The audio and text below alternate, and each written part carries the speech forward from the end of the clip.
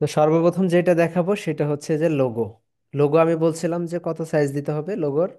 লোগোর সাইজটা আহ, 3ই দেন, সমস্যা নেই, 3 বা 2.5। তো এখানে 3 দিলে এটা তো লোগোর অংশ, এটা সহ 3 থাকতে হবে। এটা আলাদা দিছেন কত আর এটা দিছেন কত, এরকম হবে না। তাহলে কি করতে হবে, এই দুইটাকে কন্ট্রোল জি দিয়ে গ্রুপ করতে হবে, হ্যাঁ, যেহেতু এটা লোগো, লোগোর আন্ডারেই। তখন এটাকে ধরে আপনি 3 করে দেন, এরকম হবে, এটা হবে আপনার এক্সাক্ট লোগো সাইজ।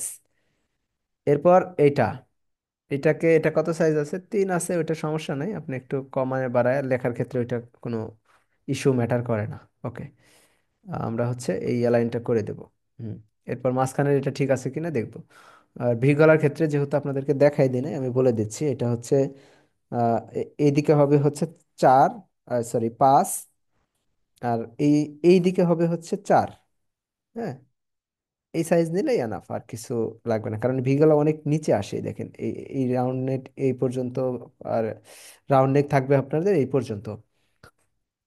আর ভিনেক কিন্তু আপনাদের অনেক ইয়েতে থাকে, হ্যাঁ, এই দেখেন 5 কি এখানে আছে। ওকে, এটাতে আমি এটার সাথে অ্যালাইন করে দেই। একটু চাপাচাপি হয়ে গেছে তাই না, একটু বাড়ায় দিবেন, একটু উপরের দিকে উঠবে।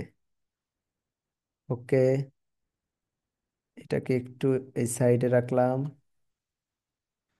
আর একটু ছোট করে দিলাম, এটার সাথে হচ্ছে অ্যালাইন করে নিলাম। একটা চোখের সৌন্দর্য আছে সবকিছুরই, হ্যাঁ, এই বিষয়টা আপনারা খেয়াল করবেন। এরপর এটা ঠিক আছে, এটা আমি আউটলাইন করে দিলাম, এটা তো আর ভাঙবে না, এটা যেমন আছে তেমনই থাকলো। এখন কাস্টমার বলছে যে পিছনে দেখেন আরেকটা ভুল কি করেছেন, এই লেখা কি চেঞ্জ করা যাবে? এই লেখা চেঞ্জ করা যাবে না, কারণ এটা অলরেডি ভেঙে ফেলছেন। দেখেন এটা সিলেক্ট হয় না, দেখছেন? এইটা কখনোই ভাঙা যাবে না, নাম নাম্বারের ফন্ট কখনোই ভাঙা যাবে না, ভুলেও ভাঙানো যাবে না। আর উনি কি এটা চাইছে? এটাও চায় নাই, এটা আপাতত হাইট রাখতে পারি আমরা, সামনে নাম্বার চায় নাই, না চাইলে দেওয়া যাবে না, কোনো প্রয়োজন নাই। এখন আমরা চলে যাব হচ্ছে টাইপ টুলে। এখানে এই যে এখান থেকে টাইপ টুল নেব, এখানে লিখবো হচ্ছে নেম।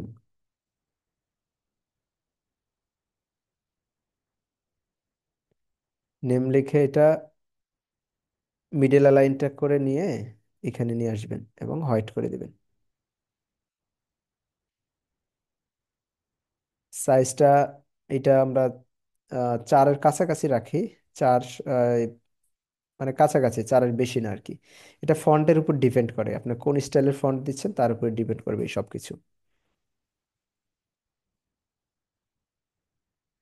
এরপর একটু উঠিয়ে দিলাম, আর এটাকে কপি করে এখানে আসার পরে এখানে দেন হচ্ছে আমরা 75 দেই, ডিফল্ট ভাবে 75 থাকে, পরে আমরা চেঞ্জ করি। আর এই লেখা ভাঙলে কিন্তু আপনার মানে কোনো ডিজাইনেই চেঞ্জ করতে পারবেন না, হ্যাঁ, ডিজাইন প্রত্যেকটা নাম্বার আলাদা হবে, এটা আপনাকে চেঞ্জ করতে হবে, ঠিক আছে? তো এটা চেঞ্জ করতে হলে আপনাকে কিন্তু অবশ্যই কি করতে হবে, এটা ভাঙা যাবে না। এটা এই যে আমি রাখছিলাম এই বরাবর, এই কাঁধ বরাবর রাখার জন্য, আর এটাকে আরেকটু নামায় দিবেন। ওকে, সবগুলাকে ধরে একটা অ্যালাইন করে নেবেন। এরপর এটা ঠিক আছে, তো এটাকে বোল্ড করে দিতে বলছে, তো আমরা এখান থেকে একটা কপি করে এই পাশে নিয়ে আসলাম। বোল্ড করার জন্য কি করা যায়, অলরেডি এটা বোল্ড ফন্ট আছে, হ্যাঁ, এর চেয়ে বোল্ড করা যাবে না। তো আমরা দেখি অন্য কোনো ফন্টে এটা নেওয়া যায় কিনা। হ্যাঁ, এই যে এটা অনেক বোল্ড ফন্ট আছে, তবে এটা হয়তো পছন্দ হবে কিনা জানি না। তো এই জন্য আমরা আরো একটু খুঁজি।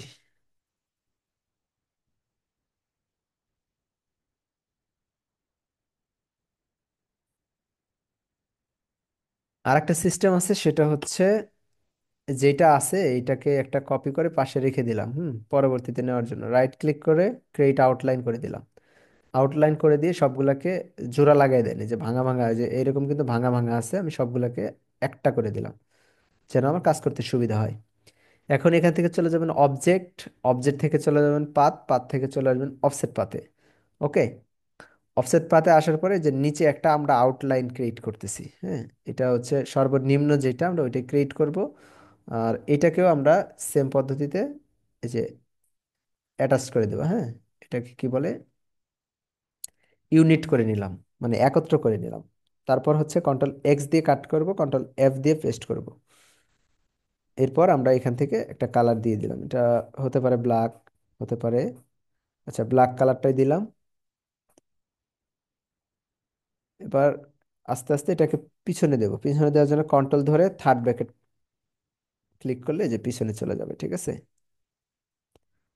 তো দেখেন এটা ব্ল্যাক কালার দিলে কেমন হয়, এটা ব্ল্যাক দিলে এখান থেকে দিতে হবে। ওকে, এই কালারটা দিলাম। হুম, গ্রেডিয়েন্ট চলে আসছে যদিও, আচ্ছা গ্রেডিয়েন্ট আমি সরাইতেছি, সমস্যা নাই। এখান থেকে বলছে যে পিছনের এই ডিজাইনটা হবে না, এই যে ফ্লায়ারে মানে এখানে ফায়ার যে ডিজাইনটা আছে এটা হবে না, এটাকেও কিন্তু আমাদের রিমুভ করতে হবে। তো কন্ট্রোল 3 দিয়ে এইগুলাকে হাইড করে দিলাম, এটাকে টোটালি ব্ল্যাক করে দিই, আপাতত ব্ল্যাক থাক, এবং কন্ট্রোল 3 দিয়ে হাইড করে দিলাম। এবং দেখেন এগুলাকে রিলিজ ক্লিপিং মাস্ক করলাম, অথবা এখানে ডাবল ক্লিক দিলে হয়তো এটা ওপেন হতে পারে যদি এইভাবে করা থাকে। হ্যাঁ,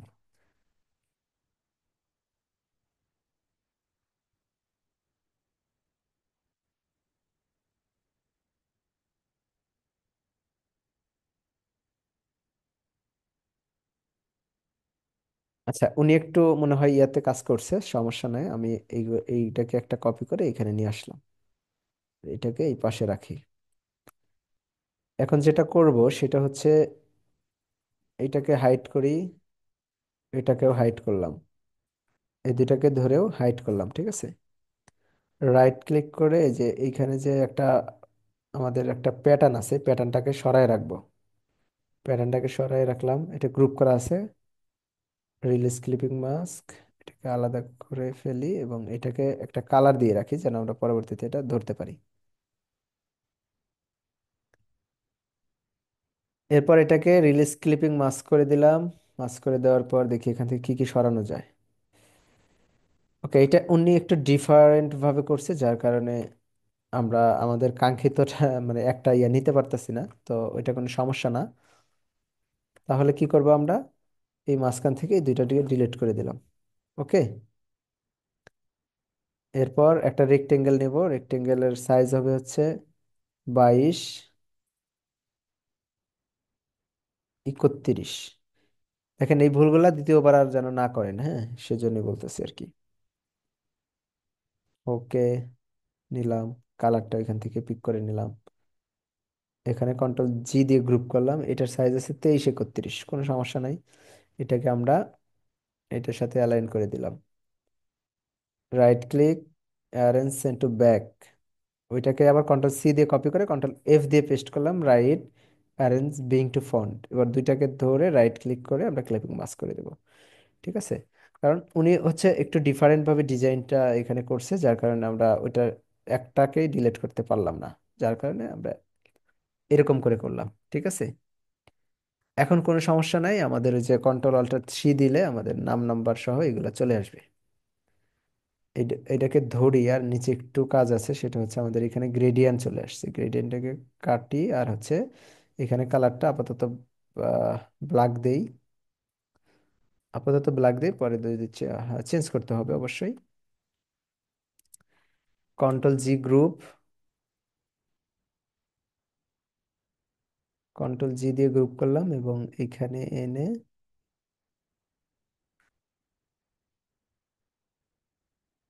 একটু অ্যালাইন করে নিলাম, হ্যাঁ। Right click, arrange bring send to back.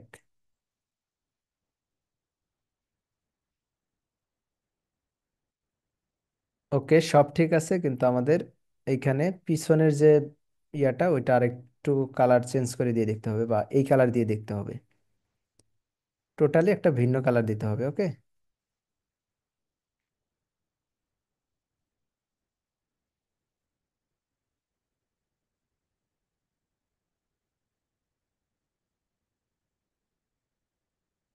আমরা এখান থেকে এই কালারটা নিয়ে দিলাম।